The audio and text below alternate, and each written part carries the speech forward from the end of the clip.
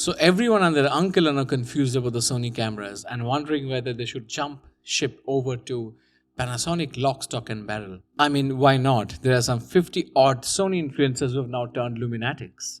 And this new brand of Luminatix are talking about stuff like amazing, never before seen autofocus.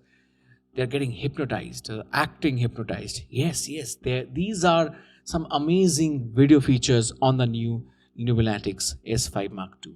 But then Panasonic always had them. What has changed? The autofocus. Panasonic has finally done phase detect autofocus. I mean, welcome to 2015, Panasonic.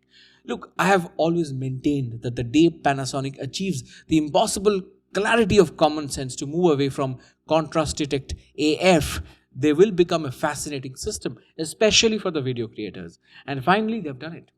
But does it mean now all of a sudden it's better than Sony, Nikon and Fuji? I mean, they're probably a better system than Canon, but what about the rest? Now I've gone through all the expert reviews by the Luminatix on YouTube.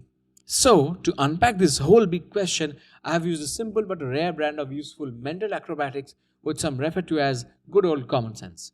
Let's just dispassionately look at the Sony A7 IV and the Luminatix S5 Mark II.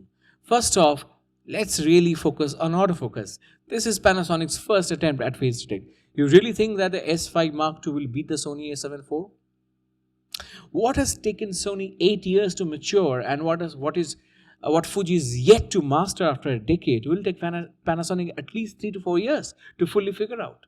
You'll start seeing issues like not so good low light autofocus, inconsistent focus performance in different situations and with different lenses. Just wait for the long-term reviews. In fact, some reviews have already shown how the autofocus does not work in high frame rate video shooting. Strange. The other important aspect is still shooting pictures. Sony is flawless when it comes to photo shooting scenarios, right? And Sony is also almost flawless when you shoot with third-party lenses. Which brings me to point number 2. Everyone and their moms make lenses for Sony. And these are high-quality lenses with great optical and focus performance. You have Sigma, but beyond that, you really do not have many affordable yet high-quality lens for the L mount. Remember, if you want to adapt a Leica lens, go ahead. Remember that you have to deal with the crop factor of 4K 60. But you know what? You have amazing wide-angle APS-C lenses for Sony because the Sony A7 IV also has crop in 4K 60. But you can use an APS-C lens on that mount. Third-party lenses, Sony-made lenses. You do not have that for Panasonic. The third big reason to decisively go for the A7 IV is really the high-resolution BSI sensor. I have seen enough to know that the Sony holds the colors accurately even in high ISO situations. That isn't the case with Luminatix. Plus, I think 33 megapixels is the new standard resolution. I feel 24 feels a little 2015-ish in 2023. I would have understood that decision to go with 24 megapixel sensor if Panasonic gave us 4K 60 full sensor readout. But that's not the case. Of course, for the money that you're paying, what Panasonic offers is hard not to appreciate. The sheer resolution advantage is a real advantage for Sony, though.